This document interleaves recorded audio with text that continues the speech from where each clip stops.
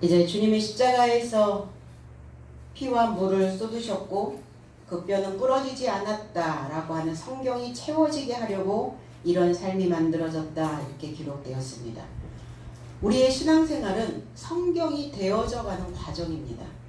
그래서 내 바탕에 성경이 채워지면 완성이 되려면 우리는 늘 그 탈을 껍질을 벗겨내야 된다는 겁니다. 오늘 퇴색한 셈이 아니라 새로워진 내 바탕이 되어지는, 그래서 오늘 새로워진 이 무덤으로 우리의 생각들을 다시 구성하는 귀한 시간이 되기를 소망합니다. 38절로 39절 아리마대 사람 요셉이 예수의 제자나 유대인을 두려워하여 의니하더니 2일 후에 빌라도더로 예수의 시체를 가져다가 가기를 구하매 빌라도가 허락하는지라 이에 가서 예수의 시체를 가져가니라. 일찍 예수께 밤에 나왔던 니고데모도 몰약과 침량 섞은 것을 100근쯤 가지고 온지라 그랬어요.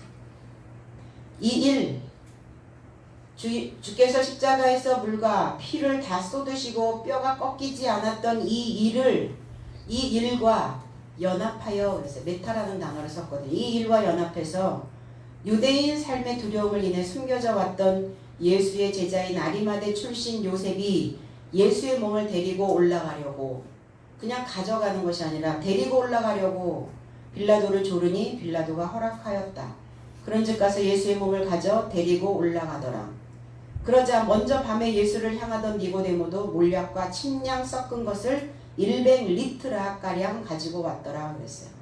근, 100근인데 근이라고 하는 단어가 리트라라는 단어예요. 무게나 어떤 중량을 나타내는 단위를 이야기하고 있습니다. 아리마대 요셉이 등장을 합니다. 예수의 제자예요. 예수에게서 배운 자입니다. 그런데 유대인의 삶을 두려워하여 숨겨졌다고요. 비밀로 했다고요. 지하 벙커로 들어갔다고요. 사실은 일반적인 것이 아니면 사람들은 그것을 내놓기 두려워하죠. 특히 종교적인 어떤 신념에 있어서 뭔가 조금 다르다 이러면 색깔론을 자꾸 이야기한단 말이에요. 그리고 다른 것이 아니라 틀렸다라고 이렇게 표현을 하니까 다른 것을 내놓는 것이 두려워요. 그럼 이 아리마대 요셉은 누구냐? 사내들인 공회의 그 회원이었습니다. 그리고 지도자죠. 목자입니다. 그러니까 들킬까봐 몰래 배웠던 거죠. 표현하지 않고. 어떤 학생이 이렇게 얘기했어요. 교수님께 배우고 싶습니다. 근데 이미 이제 신학을 하고 있으니까 몰래 배우면 안 되나요? 이렇게 얘기했어요. 비밀로 하고 배우면 될 거 아니에요. 이렇게 얘기했거든요. 그럼 저도 순간 그래 비밀로 하지 뭐. 근데 집에 와서 곰곰이 생각해보니까 비밀로 할 일이 아니잖아요. 뭐 잘못한 것도 아닌데 왜 숨겨서 비밀로 하면서 가르치냐고요. 그래서 나중에 마음이 내키거든 아주 흔쾌히 자신있게 이 지식을 배워도 괜찮겠다라고 마음이 내킬 때 비밀로 하지 말고 그냥 배우라고 이렇게 얘기를 했어요. 그러니까 이 아리마대 요셉도 비밀로 하고 지금 예수의 제자인 것을 속여왔다는 겁니다.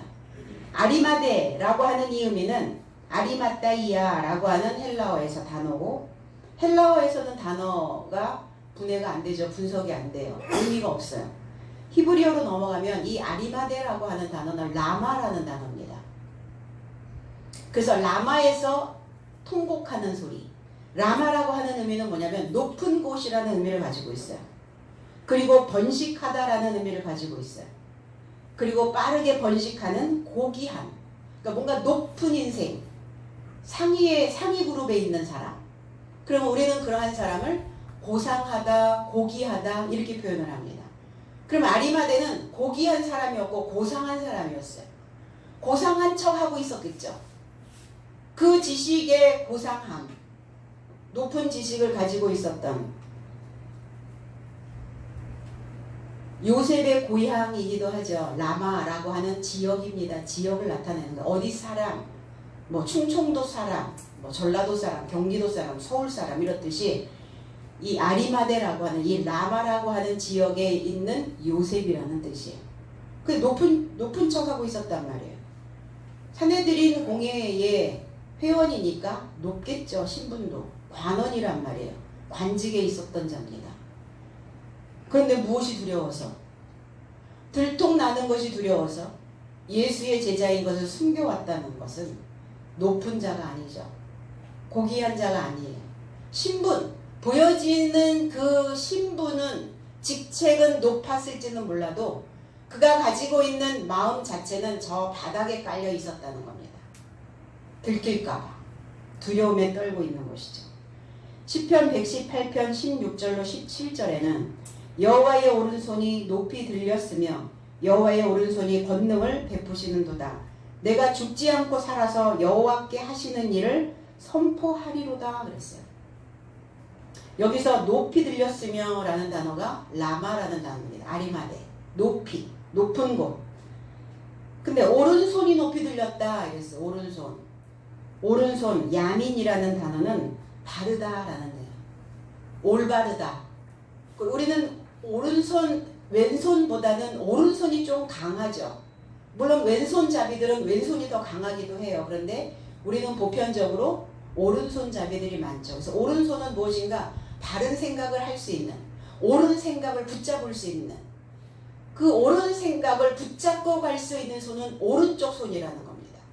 그러니까 오른손은 좀 강해야 된다는 거예요. 그래서 강하다라는 의미도 가지고 있어요. 그 권능, 그 오른손이 권능을 베푸시는도다. 권능은 할 수 있다라고 마음 먹는 것 자체가 권능이에요.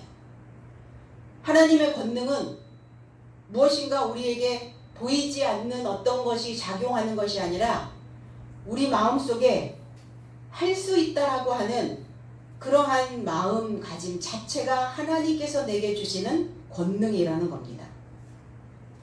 그래서 하나님의 그 거대한 힘은 할 수 있다라고 하는 이 권능을 받은 자들은 이것이 우리에게는 자산이 될 수 있다는 거예요. 사람들에게. 얼마나 많은 두려움 속에서 살고 있습니까? 얼마나 많은 불안감과 공포 속에서 사람들이 살고 있어요, 지금. 그런데 하나님의 권능이 우리에게 임하면 할 수 있다라고 하는 하나님의 그 거대한 힘이, 하나님의 그 강한 힘이, 하나님이 나를 올바르게 바르게 지켜주신다라고 하는 그 믿음이 우리의 자산이 되어줄 수 있기 때문에 그 두려움에서 벗어날 수 있다라는 겁니다. 그리고 베푸셨다. 이 베푸셨다라는 의미는 끈기 있게 기다리고 계신다는 거예요. 하나님이 우리에게 권능을 베푸셨다. 사랑을 베푸셨다. 은혜를 베푸셨다. 이 베푸셨다라고 하는 단어 자체가 하나님께서 우리에게 끊임없이 지금 끈기 있게 기다리고 계신다고 말씀하고 있습니다. 내가 죽지 않고 살아서, 내가 죽음을 경험하지 않고 하야 살기를 소망해서 나를 어떻게 해서든지 소성시키고 나를 어떻게든지 믿음 안에서 회복시켜서 하나님이 하시는 일, 하나님이 만드신 것, 하나님이 내게 새겨주시는 그 모든 것에 새 옷을 입고, 그리고 내가 하나님의 하시는 일을 내가 새 옷을 입어야, 그리고 하나님이 내 삶을 만들어 놓으셔야, 새로운 삶이 되어져야 많은 사람들에게 선포되어질 수 있다는 겁니다. 선포되어졌다는 것은 뭐냐? 기록되어졌다는 거예요. 하나님의 책이, 하나님의 공문서가, 하나님의 이야기가 내 삶 속에 기록되어져 있어야 내 자체가 하나님의 책으로 선포되어지는 거예요. 그래서 한이 남지 않으시려면 우리 속에 있는 내가 하고 싶은 이야기를 하다 말지 말고 남은 이야기 다 하고 가셔야 우리 인생에 한이 남지 않아요. 요셉, 그리스도 예수의 출생과 연결되어져 있죠. 여호와가 번성케 하시다라는 의미를 가지고 있고, 여호와께서 더할 것이다라는 의미를 가지고 있고, 그러면 더하여지려면 어떻게 해야 되죠? 내가 하고 있는 그 일을 계속 하셔야 더해줄 수 있어요. 그만두면, 팽개치면, 그동안 더하여져 왔으니까 내가 이쯤에서 정리해도 괜찮나? 그러면 어떻게 돼요? 더하여지지 않으니까 마이너스가 된단 말이에요. 그래서 연장하다 이런 의미를 가지고 있어요. 요셉은 연장하는 거예요. 하던 일 계속하는 거예요. 우리에게 더하여지는 것이 무엇입니까? 고난도 더해졌어요. 고통도 더해졌고 슬픔도 더해졌고 우울도 그 두려움도 불안감도 이것도 더해졌는데 그것이 더해졌던 그 시간들을 끈기 있게 버티기만 하시면 그러면 그 다음부터 감사가 더해지실 것이고 그 다음부터 기쁨이 더해지실 것이고 그 다음에 행복이 건강이 더해지실 줄로 믿습니다. 예수에게 배운 자였으나 유대인들을 두려워했어요. 은히 감췄단 말이에요. 클립토라는 단어죠. 숨겼어요. 그러니까 자신의 삶을 어디다 두었다는 얘기예요. 지하 토굴에다가 뒀단 말이에요. 지하 토굴. 우리 숨을 때 어디로 가죠? 지하로 가잖아요. 지하에 비밀 통로가 있어. 이렇게 얘기한단 말이에요. 그럼 내 삶을 왜 지하 토굴에다가 두냐고요. 뭐가 무서워서? 어떤 것이 두려워서? 하나님보다 더 두려운 것이 있나요? 하늘만큼 두려운 게 더 있어요? 하나님을 전혀, 교회를 전혀 믿지 않는 사람들도 하늘은 두려워해요. 다 하늘에서. 그래서 비밀로 했어요. 지하 토굴의 인생을 살고 있었다는 것입니다. 아리마대 요셉이. 그러니까 뭐가 더해졌겠어요? 이 요셉에게. 두려움이 더해졌단 말이에요. 고통이 더해졌어요. 우울함이 더해졌어요. 지하 토굴에 있는데 밟을 수가 없잖아요. 유쾌할 수가 없잖아요. 행복하지 않잖아요. 아리마대 요셉이 빌라도에게 간청을 합니다. 예수의 시체가 아니라 예수의 몸을 가져갔다. 그냥 단순히 그 예수의 몸을 가지고 간 게 아니라 데리고 올라갔다고요. 왜 여기에서 아이로라고 하는 데리고 올라갔다라는 단어를 썼을까요? 이 아이로라고 하는 이 단어는 부활이라고 하는 단어와 맞물려 갑니다. 들어 올렸다예요. 그리스도 예수의 몸을 들어 올렸다고요. 아리마대 요셉이. 무엇을 원합니까? 어떤 것을 원하고 있을까? 본인이 지금 토굴에 있잖아요. 지하에 있잖아요. 숨겨져 있잖아요. 비밀로 하고 지금 믿고 있잖아요. 혹시 교회 오셨는데 비밀로 하고 오셨나요? 드러내고 오셨나요? 내 교회 다닌다고 지금 이 시국에 무슨 교회야? 할 건 해야지. 먹을 건 먹어야지. 시국이 이렇다고 할 거 안 하나요? 씻지 않아요? 옷 입지 않아요? 먹지 않나요? 할 거 다 하면서 비밀로 할 일이 아무것도 없단 말이에요. 드러내놓고. 그래서 아리마대 요셉의 삶이 이제 자기의 삶도 이 토굴에서 벗어나기를 간청하고 있는 거예요. 벗어나기를 소망하고 있는 모습입니다. 자기의 삶이 들어 올려지기를, 그리고 그리스도 예수의 몸을 데리고 올라가듯이 자기의 생각도 자기의 마음 바탕도 데리고 올라가지기를. 그 액션인 거예요. 지금 그 모습을 취하고 있는 겁니다. 아리마대 요셉은. 이 단어가, 아이로라고 하는 이 단어가 히브리어로 넘어가면 나사라고 하는 단어를 만납니다. 들어올리다, 일어나다, 결혼하다 라는 단어도 있어요. 반란을 일으키다, 도두어지다. 그럼 어떻든 우리는 하나님을 믿는 하나님의 아들들은 도두어져야 된다는 거예요. 깔려 있으면 안 돼요. 지하 그 통로에, 벙커에 들어가 있으면 안 된다는 겁니다. 도두어져야죠. 싹이 나야죠. 열매가 들어 올려져야죠. 욥기서 42장 9절에 이에 대만 사람 엘리바스와 수아 사람 빌닷과 나아마 사람 소발이 가서 여호와께서 자기들에게 명하신 대로 행하니라. 여호와께서 욥을 기쁘게 받으셨더라 그랬어요. 받으셨다라고 하는 단어가 나사라는 단어입니다. 여호와께서 욥을 기쁘게 들어올리셨더라. 일어나게 하셨더라. 도두어지게 했더라. 그 욥과 결혼하셨더라. 다 이런 의미예요. 대만 사람, 대만이라고 하는 테마니라고 하는 단어는 남쪽 사람이라는 뜻이에요. 남쪽에서 왔나봐요. 대만 사람이. 대만 사람 엘리바스, 금의 하나님, 순금의 하나님, 정금의 하나님이라는 뜻이에요.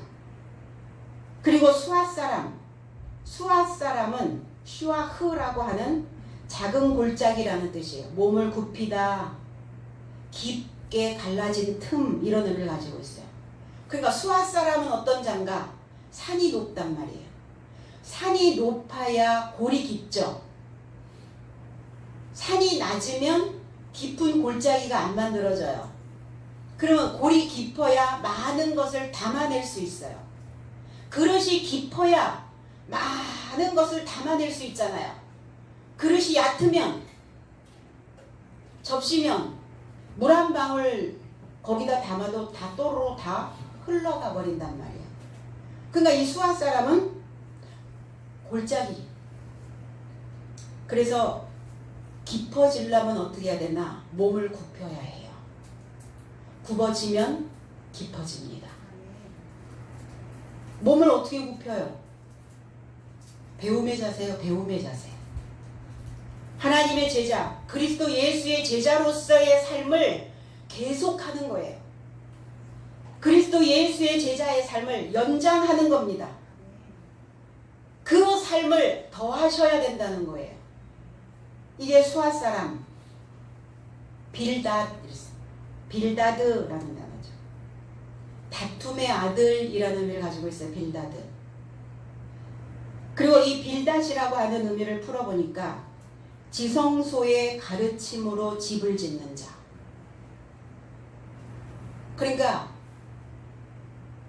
욥에게 와서 틀린 소리를 한 사람들이 아니에요. 다 입바른 소리를 한 사람들이에요. 듣기 싫어 죽죠. 욥은 듣기 싫어하죠. 듣기 싫으니까 어때요? 자기가 태어난 날을 저주하기 시작합니다. 내가 저 소리를 왜 듣고 있어야 돼? 듣기 싫은데. 모든 사람이 그래요. 듣고 싶은 말만 듣기를 원하죠. 그리고 나아마 사람, 결국은 지성소의 가르침으로 집을 지으려면 빌닷처럼, 그러려면 다퉈야 돼요. 다툼이 일어나야 됩니다. 신앙인들은 맹탕이 되어서는 안 돼요. 무조건적으로 분석 없이, 까닭 없이 그냥 받아들이는 것을 우리는 믿음 좋은 사람이라고 말하지 않습니다. 이해되어져야 되죠. 깨달아져야지 그것이 내 물과 피를 만드는 자원이 될 수 있기 때문입니다. 나아마 사람, 나아마티라고 하는 희락, 유쾌한 이런 의미를 가지고 있어요. 그럼 우리는 다 나아마가 되기를 원해요. 나아마티처럼 살기를 원해요. 유쾌해지고 행복해지고 기쁨이 넘치기를 원하죠. 그러면 진정한 기쁨, 세상에서 무엇이 우리에게 기쁨을 줍니까? 새 것을 사면 기쁜가요? 잠시죠. 맛있는 음식을 먹는 것도 잠시죠. 거대한 집을 짓는 것도, 많은 돈을 가지고 있는 것도 잠시의 기쁨이에요. 그러면 진정한 희락과 진정한 유쾌함은 무엇일까요? 내 속에서 그 말씀들이, 내 속에서 하나님의 말씀으로 내 생각들이, 내 바탕들이 지저분한 것들을 다 배출하는 것. 그래서 깨끗해질 때 우리는 유쾌해질 수 있어요. 그리고 하나님의 말씀이 내 속에서 열려질 때 우리에겐 진정한 그것이 희락이라는 겁니다. 나아마 사람 소발. 그러면 진정한 희락과 유쾌한 삶을 살려면 돌아와야 해요. 돌아오다 라는 의미를 가지고 있어요. 되돌아오다, 소발. 이 쪼파르라고 하는 단어인데 되돌아오다. 어디만큼 가셨어요? 얼마큼 가셨어요? 너무 멀리 가지 마세요. 되돌아오려면 힘들어요. 하나님은 되돌리시거든요. 내 아이를, 내 자식을 희생시키면서 가게 하시지는 않아요. 그래서 심리도 못 가서 발병 나게 만드신다고요. 그런지 그러하지 않은지 실험해 보시려면 해 보시던가. 그래서 되돌아와야 해요. 마음을 다시 주워 담아야 된다는 겁니다. 누구처럼? 나아맛 사람 소발처럼 이 사람들이 가서 여호와께서 자기들에게 명하신 대로 행하니라 그랬어요. 욥에게 그동안 많은 메시지들을 쏟아 부어줬잖아요. 욥 속에 사실은 강화된 생각들이죠. 때로는 자신을 비난하고, 때로는 자신을 찌르고, 때로는 자신을 못 믿고. 그래서 여호와께서 이 세 친구에게 저주를 내리셨을 때 욥은 이들을 위하여 번제를 드립니다. 용서를 받았고, 그리고 화해하였고, 겉은 아닌데, 겉은 멀쩡한데 내 속에서 이렇게 강화된 말들이, 강화된 이 세 친구들이 나를 계속 뭐라고 하죠.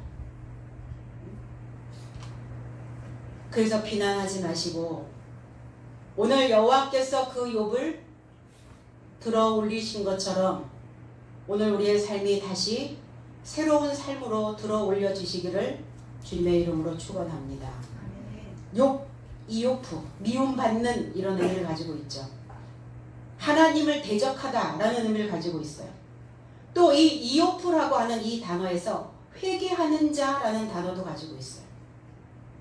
하나님을 대적하고 하나님을 미워했다고요. 욥이.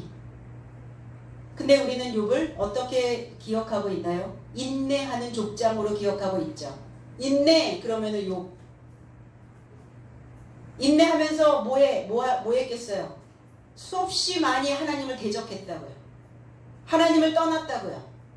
하던 일을 멈췄다고. 욥의 고난은 뭐였을까요? 다시 시작하는 거였어요. 그동안 내가 해왔던 그러한 신앙의 패턴들을 다 정리하고 새롭게 시작하여야 되는 그 시점이 욥에게는 고통이었거든요. 지금에 와서 왜 다시 시작하라고?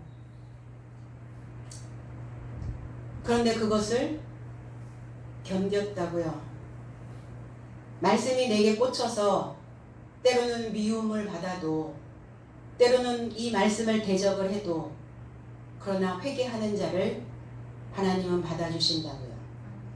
회개하는 자를 기쁘게 받으셨더라 들어 올리신다고요. 그 마음을 도두어지게 하신다고. 지하 벙커에서 나오게 하신다고요. 이런 자와 결혼하신다고요. 우리는 결혼하면 남편을 뭐라고 부릅니까? 서방님 이렇게 부르잖아요. 서방. 남편을 서방이라고 부르는 나라는 우리나라밖에 없어요. 그러면 서방이라는 이 단어를 풀어보니까 글서자에 방방자예요. 그러니까 서방은 뭐다? 책방이다. 책방. 그리스도를 믿는 자들은 다 서방이 되어져야 돼요. 다 책방입니다. 그러니까 남편 된 자들로 장성해야, 남편 된 자로 성장해야 책방이 된다는 거예요. 책방 가셨죠? 그 책방에 갔더니 똑같은 내용의 책만 다 진열되어져 있어.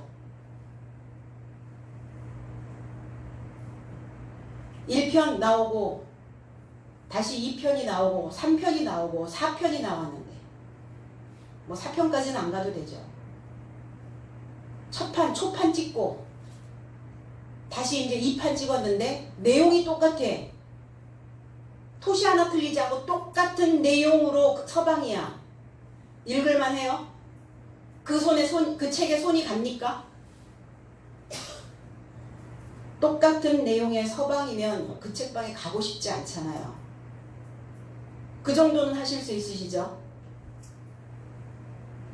똑같은 내용 반복해서 들으려고 하지도 않으면서 왜 우리는 똑같은 서방에게 왜 그렇게 그 똑같은 책방에 왜 똑같은 책을 또 읽으려고 하는지, 왜 그 글들을 내 속에 또 새겨 넣으려고 하는지.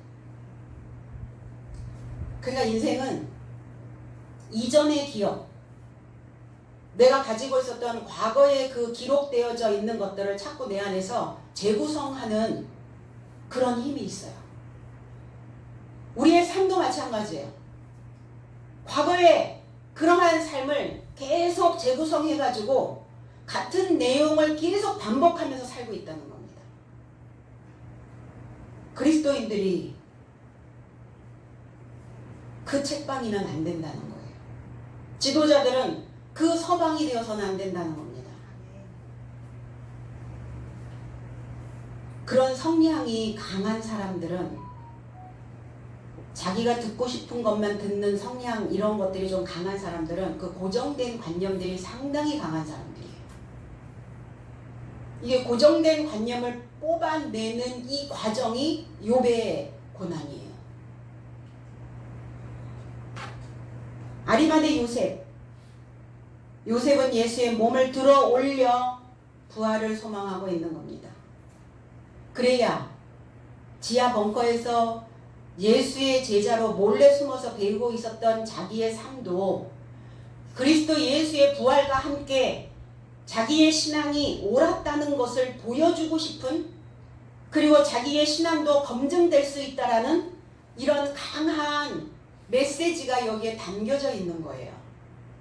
단순하게 그냥 예수의 그 몸을 가져간 것이 아니라는 겁니다. 두려움이 올 때 아리마대 요셉처럼 두려움이 올 때 우리는 어디로 가야 되냐고요. 내 속에 톡을 파지 마시고 믿음으로 오셔야 된다는 겁니다. 믿음으로, 신앙으로 거기에 오셔야 거기가 안전한 피난처가 될 수 있다는 겁니다. 지난번 밤에 니고데모를 만났죠. 밤에 만났어요. 니고데모의 상태였습니다. 다섯째 날의 지식, 구약적 지식, 히브리적인 지식, 그 종교적인 신앙 상태, 그리고 여전히 고정되어져 있는 관념, 무엇인가 새로운 것들을 받아들이지 못하고 있었던, 어두움에 있었던 니고데모, 그도 왔네요. 그런데 첫 번째, 먼저는 밤이었는데 지금 밤이 아니라고요. 그래서 일찍 예수께 밤에 나왔던, 일찍이 아니라 먼저 밤에 나왔던, 첫 번째 밤에 나왔던, 근데 먼저는 밤이었는데 지금 밤이 아니라는 표현을 이렇게 기록을 해놨네요. 니고데모도 몰약과 침량 섞은 것을 100트라 가지고 왔다 그랬어요. 니코스 더하기 데모스라는 단어죠. 니코스, 정복하다, 승리하다 라는 의미를 가지고 있어요. 데모스라는 단어는 백성, 그리고 함께 묶인. 백성은 어떤 자들입니까? 함께 묶여있는 자들이라는 거예요. 승리하려면 어떻게 하셔야 돼요? 정복하시려면 어떻게 하셔야 돼요? 함께 묶여서 가셔야 된다는 겁니다. 실타래 한 가닥 풀리듯이 뚝 떨어져서 그 한 타래가 풀리면 묶이지 않죠. 묶이지 않으니까 정복이 안 되는 거예요. 지금 묶여있는 상태에서도 정복이 안 되고 승리가 안 되고 있는데 뚝 실타래 한 가닥 풀려나가면 더더욱 나를 정복할 수가 없죠. 승리하는 삶을 살아낼 수가 없게 되어진다는 겁니다. 무엇을 위한 묶임인가를 생각하셔야 돼요. 우리가 종살이 하면서 묶이는 것과 창조를 위한 묶임은 달라요. 그리고 교회는 어떤 곳이냐? 창조를 위한 묶임자, 창조를 위한 묶인 자이들인 것이지 종살이로 인한 묶임이 아니라는 겁니다. 근데 스스로 이제 내 속에서 내가 나를 종살이 시키면 어쩔 수 없는 것인데 교회는 그런 곳이라는 거예요. 함께 묶여서 하나님의 백성들이 함께 묶여서 정복하고 다스리고 그리고 승리자로 그 새 노래를 불러야 되는 그러한 삶으로 변모해 가는 것이죠. 그러면 창조되어지려면 우선적으로 시작해야 되는 것이 있는데 파괴가 먼저 시작이 되어져야 돼요. 파괴가 되지 않은 상태에서 창조는 없죠. 그래서 창조적 파괴라는 거예요. 창조적 파괴? 이게 조금 모순어법이기는 해요. 근데 우리나라의 말에는 이런 모순어법이 상당히 많습니다. 우리 그렇게 표현하죠. 뭐 이뻐 죽겠어. 이쁜데 왜 죽어? 아 배불러서 너무 좋아 이래야 되는데 배불러 죽겠어. 이게 모순어법이라는 거예요. 좋아 죽겠어. 그래서 창조적 파괴 이것도 모순어법인데 파괴가 되어져야 창조가 되어질 수 있다는 거예요. 그러니까 뭐 하셔야 돼요? 부지런히 이제 하반기잖아요. 지금 상반기 지나 하반기서부터 부지런히 파괴하세요. 부지런히 내가 가지고 있었던 생각, 내 속에서 들리는 그러한 생각들, 잘못 기울어져 있는 편향된 생각들, 이런 것들 부지런히 파괴하시고, 그리고 다시 새로운 것으로, 새로운 말씀으로 창조. 그것은 곧 부활되어지는 거예요. 그래야 승리되어지는 삶이 될 수 있다는 겁니다. 그래서 십자가에서의 파괴죠. 어디 다른 데 가서 파괴하지 마시고 십자가의 도로 파괴하시고. 오늘 니고데모가 몰약과 침향 섞은 것을 갖고 와서 침향, 몰약, 모르, 히브리어에서 모르, 몰핀, 우리 그러죠. 고통이나 통증을 감소시키는 진통제로 쓰이죠. 몰핀. 그냥 쓰다 이런 의미를 가지고 있어요. 쓴 맛. 근데 이 모르는, 이 몰약은 이롭게 한다고요. 우리 몸에 쓴 소리는, 쓴 것은 우리 몸을 이롭게 한다고요. 그래서 여기서 쓸개라는 단어도 가지고 있어요. 쓸개. 동방 박사가 예물로 가져왔던 것 중에 몰약이 있었죠. 향품입니다. 향기가 나는. 근데 왜 쓴 것에서 향기가 날까요? 다 썩어. 썩을 대로 다 썩었어요. 그러면 썩을 대로 다 썩은 것이 다 버려야 되는 것들만 있느냐? 아니죠. 우리는 묵은지를 좋아하고 홍어 삭힌 것을 좋아하고 술을 좋아하는 민족입니다. 그 다 뭐 하는 거예요? 발효, 썩히는 거예요. 그런데 우리에게 좋은 균만 남는 그런 발효가 되어져야 되는, 이게 몰약이거든요. 우리 생각 속에서 잘못된 것들은 다 걸러내시고 증류되어진 거, 방울방울 뚝뚝 떨어져서 증류되어진 거, 그거. 근데 그 소리는 좀 쓴 소리거든요. 우리 그런 말이 있죠. 쓸개 빠진 놈, 쓸개 빠진 사람. 쓸개 빠졌다라는 건 뭐예요? 몰약이 빠졌다는 거예요. 몰약. 내 속에 쓴 것이 없다는 거예요.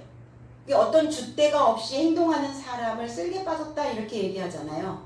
쓸개, 담낭, 담 이렇게 얘기하죠.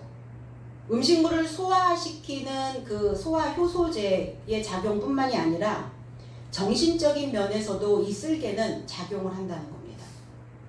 이 담은 담력을 이야기하고 있죠. 어떤 결단력. 그러니까 쓸개가 빠지면 결단력이 없는 거예요. 담력이 없는 겁니다. 그래서 몰약이 없다는 거예요. 내 몸에 몰약이 없어. 담력이 없죠. 어떤 결단력이 없죠. 요즘 사람들이 결정장애에 걸려있는 사람들이 상당히 많아요. 결정장애. 너무나 많아서이기도 해요. 우리 뭐 먹을까 시키면 너무나 많으니까. 뭘 사야 되나? 너무나 많으니까. 브랜드도 너무 많으니까 결정을 못하고 왔어 이렇게 표현들을 하죠. 그래서 쓸개, 몰약 이것이 있어야 우리의 육체의 썩은 냄새를 제거시킬 수 있어요. 내 속에 쓸개가 빠지면 계속 육체의 썩은 냄새가 진동하게 만든다는 겁니다.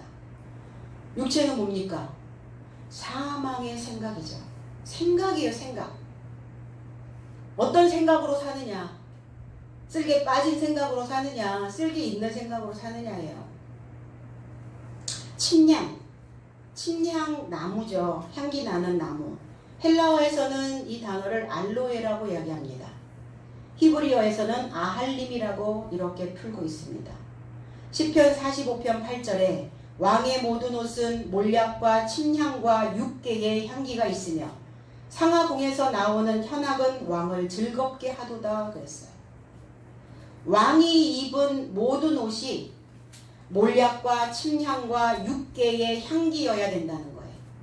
이건 무엇이냐? 교훈입니다. 교훈은 우리에게 쓰죠. 가르침, 그 가르침을 받는 것 자체도 쓴맛이에요. 공부하는 거 쓴맛이에요. 그런데 그것이 내게는 내 삶을 고상하게 만드는, 존귀하게 만드는 향기와 같다고요. 옷 다 입으셨죠? 그 옷 덮개예요. 수치를 가려주는 겁니다. 그럼 우리의 삶의 수치를 덮어주는 게 뭡니까? 하나님의 지혜죠. 깨달아진 하나님의 말씀이죠. 그래서 그것이 몰약과 침향, 그리고 육개는 이 향기가 있는 계피 아시죠? 계피. 이것도 껍질이 벗겨져야 향을 낼 수가 있어요. 껍질을 벗겨서 쓰잖아요. 계피나무. 그리고 침향. 이 아할림이라고 하는 이 침향이라고 하는 의미는 배움으로 호흡하고 가르침의 능력이 진리가 되다, 이런 의미예요. 침향이라는 단어의 의미를 찾아봤더니 없더라고요, 어디에도. 근데 히브리어는 표의 문짝이기 때문에 낱말 하나하나들을 뜯으면 거기에 의미가 담겨져 있어요. 침향이 뭐라고요? 배움으로 호흡하고 가르침의 능력이 진리가 되다, 이런 뜻이에요. 근데 요즘 면역력을 키운다 이래갖고 침향을 섞어서 환으로 만들어서 먹잖아요. 상당히 고가의 한방에서 나오는 약이기도 합니다. 침향이 얼마나 많이 들어가겠어요. 그래도 어쨌든 눈물만큼이라도. 근데 왜 100근을 갖고 왔을까? 100리트라. 100이라고 하는 이 의미는 상하는 어때요? 상하궁에서 나오는 현악은 이렇게 되었거든. 상하는 예리한 치아, 부지런히 가르치다. 부지런히 가르친 그 삶이 어디에서 나온다고요? 궁에서 나온다고요. 정복한 자의 모습입니다. 왕은 어떤 자입니까? 주인의 모습이에요. 그 가르침이 우리의 삶을 뿌리 깊게 만들어낸다는 거예요. 그리고 현악은 왕을 즐겁게 하도다. 현악은 어때요? 다 나누어져 있죠. 그 줄들이 다 나누어져 있어요. 분배되어진 생각, 하나님께 받은 그 분깃, 그것으로 인하여 왕을 즐겁게 하도다. 하나님께로부터 받는 이 분깃들, 단어 하나하나가 이게 다 현악기라는 거예요. 낱말 하나하나가 다 뜯어서 여러분들에게 던져주는 이것이 하나의 하나의 줄과 같다는 거예요. 이 혀는 다 분배되어지고 나누어져 있는 이 분깃은 우리의 원기를 도두어 준다고요. 그래서 몸살이 나서 집에서 누워 있으면 몸살이 가시질 않아요. 몸은 움직여야 그래야 회복력이 빠르다고 이야기를 합니다. 그래서 나와서 말씀 듣고 하나하나 뜯어서 주는 이 현악기의 이 소리들이 우리의 원기를 돋우어 준다 이렇게 말합니다. 100리트라 100은 헤카톤이라는 거예요. 헤카톤 에크라는 단어가 들어가 있어요. 그러니까 나오다 무엇으로부터 나왔다라는 의미예요. 그럼 어디로부터 나와야 될까요? 죽음으로부터 나와야 되죠. 그리스도 예수가 죽음으로부터 나와야 되는 삶이에요. 죽음으로부터 나와야 하는 삶의 무게, 리트라. 사망의 생각으로부터 나와야 되는 그 삶의 무게. 새로운 삶을 만들어내야 되는 삶의 무게. 이게 100근이에요. 100근. 이게 100리트라. 오늘 주님도 주님의 그 모습이 주님의 모습을 저와 여러분들의 삶으로 그렇게 동일시 하셔야 된다고요. 주님의 모습을 통해서 너희들의 모습을 지금 보라는 거예요. 다 삶의 무게가 있어요. 그것이 우리에게는 100 헤카톤 리트라와 같다는 거예요. 그 무게의 중량.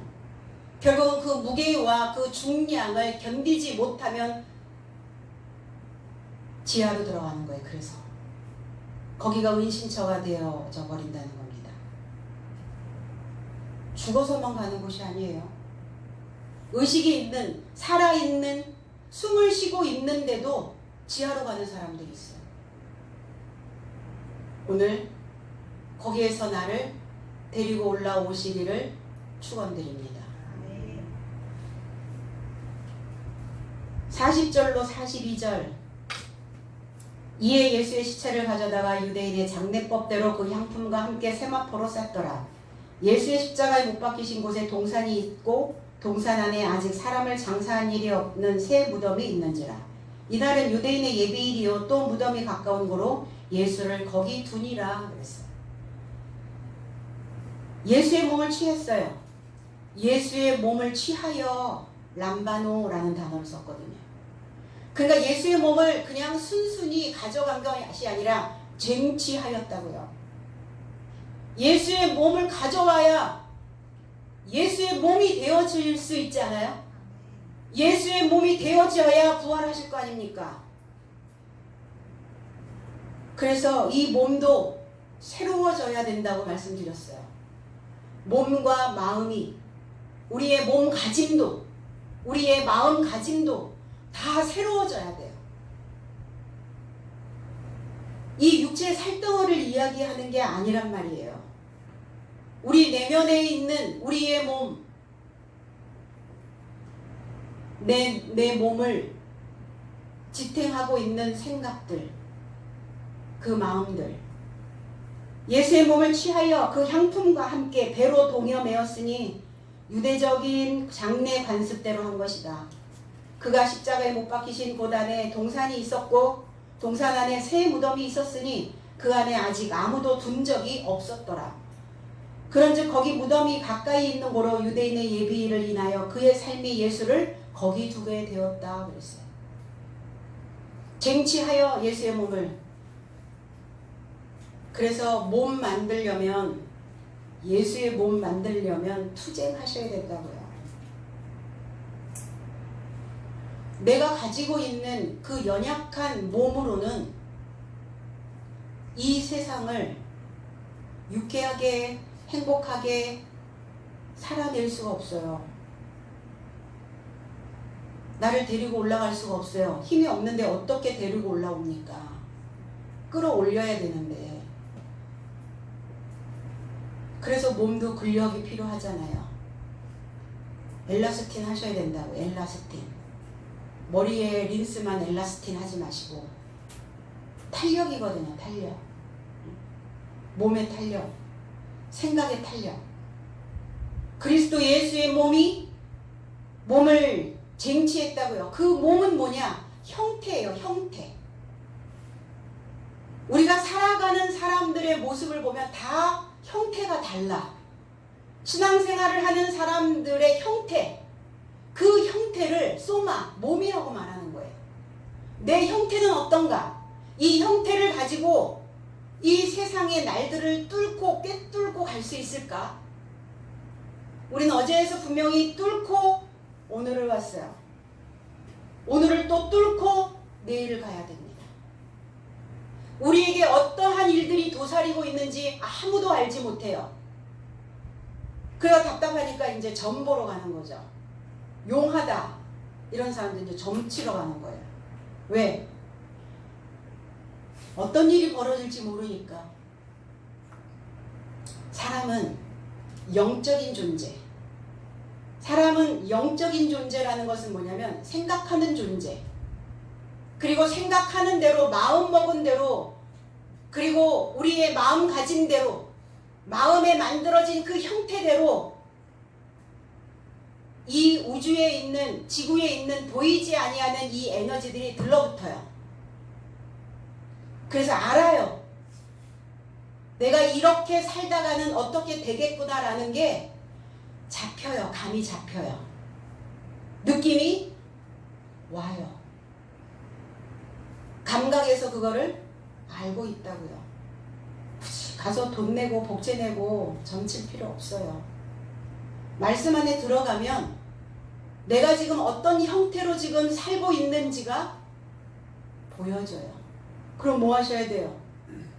아, 내가 여기 지금 근력이 조금 부족하구나. 이거 끌어당기는 힘이 없구나.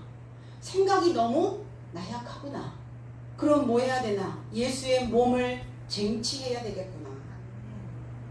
그럼 뭐 하셔야 돼요? 그 생각에 주저앉아 있는 게 아니에요. 데리고 올라오셔야 된다고요.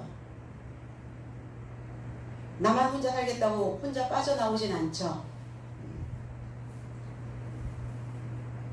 예수의 형체가 내 속에 존재되어질 수 있도록 그래서 그 몸을 소유해야 된다고요. 나의 신앙이 예수의 몸을 담을 수 있는 집이라고요. 예수의 몸을 담을 수 있는 그 집은 어디냐? 내 신앙관, 나의 믿음.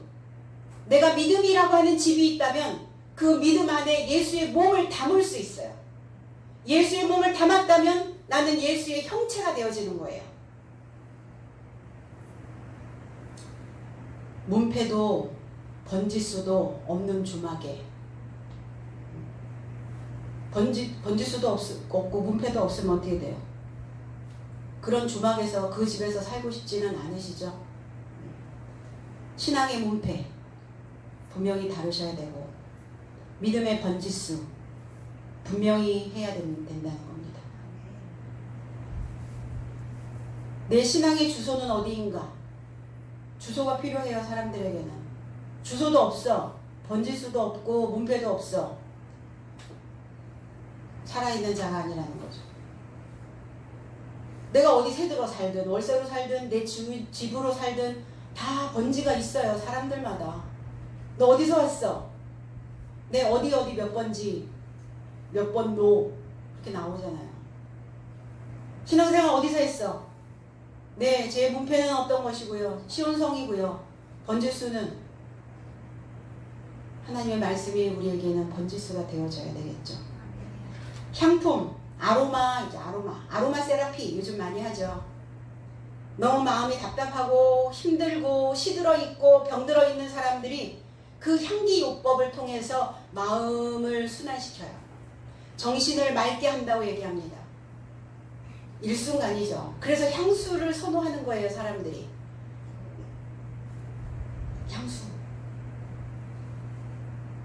향기를 바라다 이런 의미죠. 누가 향기인가? 누가 향수가 되어질 수 있나? 어떤 삶이 향품이 되어질 수 있을까? 우리는 지금 말씀의 바다에서 닷을 올리고 항해하는 자의 삶입니다. 이러한 자의 삶이, 항해하는 자의 삶이 향기를 바라는 향품이라는 겁니다. 그 말씀으로 내가 지탱하고 있는 그리스도인 자체가 향기라는 겁니다. 나의 삶을 내버려 두지 않고 주저앉아 있는 마음을 데리고 올라가야 나는 향품이 되어줄 수 있어요. 오늘 아리마대 요셉도 니고데모도 저와 여러분들의 삶이어야 된다는 거예요. 남의 이야기가 아니에요. 이걸 남의 이야기로 들으면 재미없어요. 남의 이야기 재미없죠. 내 얘기하는 것 같은데 저 사람이 내 말을 하는 것 같아. 그럼 귀가 쫑긋 세워져요. 그렇죠. 내 말을 할 때. 성경도 마찬가지예요. 아, 저게 내 말이야, 내 말씀이야, 이렇게 들어야 되는 게 맞아요. 당연한 거고요. 세마포, 배로 된 보자기. 배로 된 보자기. 그 배 옷을 짜는 공정 과정이 상당히 오래 걸리죠. 당나무를 삶고 그 삶에서 그 하나하나 한 줄기 한 줄기 다 뽑아내야 하고, 그 삶을 삶는 사람들의 그 안악들의 손끝을 보니까 지문이 다 없어질 만큼 엉망이잖아요. 손이. 말씀 한 올 한 올이 우리가 삶을 심는 거와 삶을 짜는 거와 같은 그러한 심정이어야 된다는 거예요. 삶의 그 씨를 배틀에 거는 그러한 심정으로 말씀을 들어야 된다는 겁니다. 그래서 그 배보자기를 만드는 거예요. 그 배보자기 듬성듬성 씨줄과 날줄을 교차해서, 그래야 향기가 잘 나가잖아요. 내 생각으로 너무 고정된 생각으로 꽉 짜여져 있잖아요. 향기가 안 나가. 그래서 향기를 담는 주머니들을 보면 배보자기예요. 굉장히 듬성듬성 짠 보자기에다가 그 향기 나는 물체를 담아서 그렇게 걸어두거나 놓아두거나 그렇게 되죠. 저와 여러분들의 삶도 마찬가지예요. 너무 내 생각으로, 오래된 그 관습으로, 오래된 낡은 조각으로 너무 꽉 차 있으면요, 바깥으로 내 삶이 그리스도인이라는 그 증거가 나가지를 않아요. 유대인의 전통, 그러니까 예수를 표면적 유대인의 전통으로 쌌더라. 배보자기로 쌌더라. 쌌다는 건 뭐예요? 표면적 유대인의 전통으로 묶었다고요. 묶었더라 그랬어요. 묶이셨을까요? 유대인의 전통에 의하여 관습에 의한 장례, 그리고 배보자기로 묶이지 않아요. 주님은 결코 묶이지 않습니다. 그 전통으로 내려오는 그 관습의 옥에서 주님은 탈옥하신 분이에요. 다 탈옥수가 되셔야 됩니다. 사람의 생각이 현명하기도 하고 사람의 생각이 참 어리석기도 해요.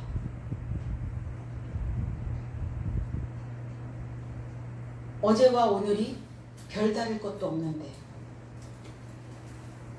그래서 오늘 우리는 내가 짜놓았던 그러한 관례의 전통의 그러한 생각의 옥으로부터, 감옥으로부터 벗어나야 된다는 겁니다. 벽을 부수는 이제 망치질을 시작해 보는 겁니다. 장례, 매장을 위해서 수의를 감싸다, 이런 의미를 가지고 있어요. 엔탑히조라는 단어. 엔탑히아조. 엔탑히아조. N이라는 전치사가 들어가거든요. N. 그러면 장례는 뭐예요? 그 안을 장례 지내는 거라고요. 안. 내 속을 장례 지내셔야 된다고. 바깥이 아니에요. 속. 내 안. 내 안을 매장하셔야 된다고. 어디다 뼈를 묻을 것인가? 어디에다가 나를 매장할 것인가? 내 속을 어디에다가 매장하실 거예요? 내 속을 어디다 묻으실 거예요? 세상? 어떤 사람? 하나님 안에, 내가 섬기는 그 교회 안에, 그 말씀 안에, 진리 안에 매장하셔야 된다고요. 거기다 나를 묻어두셔야 된다. 이 땅 말고요. 보여주는 이 땅 말고 저 높은 곳에, 높은 생각에, 들어 올려진 그 생각에 나를 묻으시라고요. 그래서 다 죽여야 돼. 다 장래. 내 속에 잡초들, 무성한 잡초, 그거 다 태우셔야 돼요. 왜? 우리는 화전민이기 때문이에요. 그 불들을, 그 잡초들을 다 죽이지 않으면 씨를 뿌릴 수가 없잖아요. 잡초 같은 근성, 우주선으로 나오는 그 하루에도 5만 가지의 잡초들이, 그거 오늘 다 장례 지내시고, 그거 다 불태우시고, 그래서 오늘 그 태워진 그 질 속에, 그 장례 지낸 내 속에 오늘 하나님의 씨를 다시 뿌리는 시작이 되기를 원합니다. 마태복음 26장 12절에 이 여자가 내 몸에 이 향유를 부은 것은 내 장례를 위하여 함이니라 그랬어요. 시몬의 집에 들어가서 식사를 하실 때 마리아가 주님의 머리에 향유를 부었습니다. 분개하죠. 가룟 유다는. 그것을 가난한 자들에게 쓰지. 그래서 주님이 이렇게 말씀하신 거예요. 이 여자가 내 몸에 향유를 부은 것은 내 장례를 위한 것이다. 나를 부어야 해요. 내 삶 전체를 부어야 해요. 신앙이라는 것, 믿음이라는 것 다 드리는 거예요. 내 거 하나도 남기지 않고 다 하나님께 부어드리는 거예요. 향기나는, 바깥으로 뿜어져 나오는 그리스도인의 모습, 그리스도 예수의 형체, 내가 신앙생활을 하고 있는 내 모습, 들어 올려진 내 생각 다 부어드리는 겁니다. 예수의 십자가에, 예수께서 뭐 십자가에 못 박히신 고단에 동산이 있었더라. 동산, 정원, 공원. 그래서 다 공원 교주로 가나요? 동산에, 동산 안에 새 무덤은 아직 아무도 둔 적이 없었다 그랬어요. 무덤은 우리가 알고 있죠. 회고하다, 기억하다, 기억을 더듬다, 기억을 더듬어, 생각나는 말, 이런 의미도 가지고 있죠. 다 기억 속에서 산다 그래요. 추억 속에 산다고 말합니다. 뭔가를 회고해요. 생각나는 말들이 있어요. 우리 속에서. 어떤 기억 속에서 살고 있는가? 무엇으로 살고 있는가? 어떤 이는 그 기억으로 인해 초원을 달리는 천리마가 될 수도 있고, 그 천리마가 그 잘못된 기억으로 인하여 짐을 끌며 매질을 당하며 그냥 말로 전락해서 살고 있는 그러한 천리마도 있다는 겁니다. 어떤 기억 속에서 나를 천리마로 만들어 놓고 있는가? 초원을 달리는 그 자유분방함, 천리마로 살고 있나? 아니면 그냥 짐지고 매질을 당하며 살고 있는 그런 일반적인 말로 살고 있는가? 우리 모두는 다 백낙이 되어져야 되죠. 백낙은 중국 춘추 시대에 있었던 사람이에요. 이 백낙이라고 하는 사람은 인재를 감별하는 재능을 가지고 있는 사람이었어요. 근데 길을 지나가다 보니까 분명히 천리마가 되어져야 되는 인재야. 재능이 많아. 그런데 그 천리마가 짐을 끌며 매질을 당하며 그렇게 가고 있더라 이거예요. 그래서 천리마한테 가서 이렇게 백낙이라는 사람이 말했대요. 당신은 저 넓은 초원을 달려야 되는 천리마인데 어찌하여 당신이 이렇게 짐을 지며 짐을 끌며 이렇게 매질을 당하면서 살고 있냐. 그래서 그 천리마가 눈물을 흘렸다라는 그런 이제 그 메시지가 있어요. 그 글이 있어요. 그래서 우리는 다 백낙, 내 안의 재능, 사람들의 재능을 발견해 줄 수 있는, 감별해 줄 수 있는 그 재능들을 꺼내 줄 수 있는 그리스도인의 백낙과 같은 자들이 되어져야 된다는 겁니다. 그 동산 안에, 동산, 즐거운 곳이죠. 그 동산, 즐거운 곳, 그 곳에 새 무덤이, 새롭다, 카이노스라는 단어예요. 신선하다, 새롭다, 이 단어가 네오스라는 단어와 만나는데 젊다, 재생하다, 개종한 이런 의미를 가지고 있어요. 그럼 새롭게 되어졌다는 것은 뭐냐? 개종한 자, 젊어진 자, 생각이 젊어야 돼. 그래서 나이는 이래도 내가 마음은 청춘이야 이런 표현들이 맞아요. 새롭단 말이에요. 난 카이노스. 계시록 21장 5절에 보좌에 앉으신 이가 가라사대 보라 만물을 새롭게 하노라 하시고 또 가라사대 이 말은 신실하고 참되니 기록하라 그랬어요. 만물 모든 삶을 새롭게 하신다. 카이노스. 이 말은 신실하고 피스토스란 단어, 믿음직스럽고 참되다. 알레테이아, 진실이다. 진리다. 진리가 뭘까요? 진리가 뭘까요? 진실이 뭘까요? 정직입니다. 정직. 정직함이 뭘까요? 진심입니다. 진심. 진심은 감추지 않고 바르게 말하는 것을 이야기하고 있어요. 참은 진실이요, 진리요, 정직이요, 진심이고 바르게 말하는 거예요. 감추지 않고. 이러한 것들을 기록하라, 새겨라, 그려라.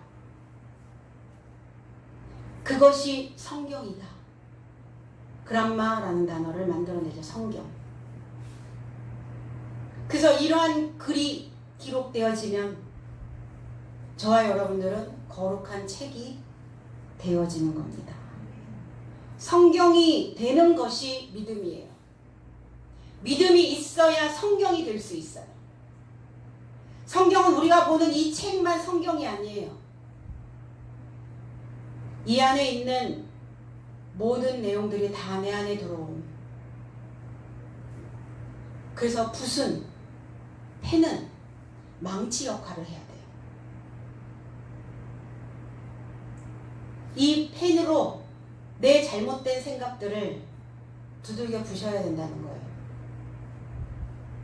그래서 칼보다 붓이, 펜이 더 예리해야 된다는 겁니다. 여기에서 카이노스라고 하는 이 새롭다, 새로운, 이 새로운 기억은, 새로운 무덤은 낡아지지 않아요. 보존되어진다는 겁니다. 죽을 기억이 아니라 내가 죽었던 그 힘들었던 상처받았던 그런 기억들은 낡아져야 되죠. 그런데 카이노스라고 하는 이 새로운 기억은 내가 살아냈던 기억이에요. 내가 그 과정 속에서도 지금까지 살아냈던 기억. 이 기억은 낡아지면 안 돼요. 그 과정 속에서도 내가 이렇게 살아낼 수 있었던, 새로워질 수 있었던 이러한 기억으로 우리는 또 앞으로의 그 시간들을 지탱하고 가셔야 된다는 겁니다. 그래서 그 기억, 그 무덤 안에, 나의 새로워진 그 기억 안에 오신다고요. 새로워진 그 무덤 안에 두신다고요. 당신의 몸을. 유대인의 준비를 인하여 무덤이 가까이 있기에 저들이 예수를 두었다 그랬어요. 살아남은 기억은 뭘까요? 살아남은 기억만이 진심이에요. 그게 진실이고 그게 진리입니다. 망각의 하나님, 내 망각 속에 하나님이 묻히지 않도록 우리는 살아남은 이야기를 꺼내서 내 삶에 둬야 돼요. 거기서 내가 살아남은 그 이야기를 거기에 두면 거기에 말씀으로 주님은 서 계세요. 살아남은 이야기를 꺼내면 거기에 말씀으로 주님은 서 계시고 말씀 위에 멈춰 서서 그럼 말씀 위에 서 계시면 우리는 그 말씀 위에 멈춰 서서 그 말씀에 말을 걸어줘야 해요. 그 말씀에 말을 걸면 하나님이 내 안에 내가 하나님 안에 그렇게 연합되어져 진다는 겁니다. 말씀은 듣기만 하는 게 아니에요. 말씀에 말을 걸으셔야 돼요. 이 말씀이 나에게 어떻게 접목되어져야 하는지를 내가 살아가는 신앙인으로서 어떤 삶을 살아야 되는지를 오늘부터 말을 좀 걸어주시기 바랍니다. 새로워진 기억으로 하나님께 이제 하반기에 그 시간들 동안 계속 말을 걸어보는 그 날들이 저와 여러분들의 삶에 가득 채워졌으면 좋겠습니다. 기도하겠습니다.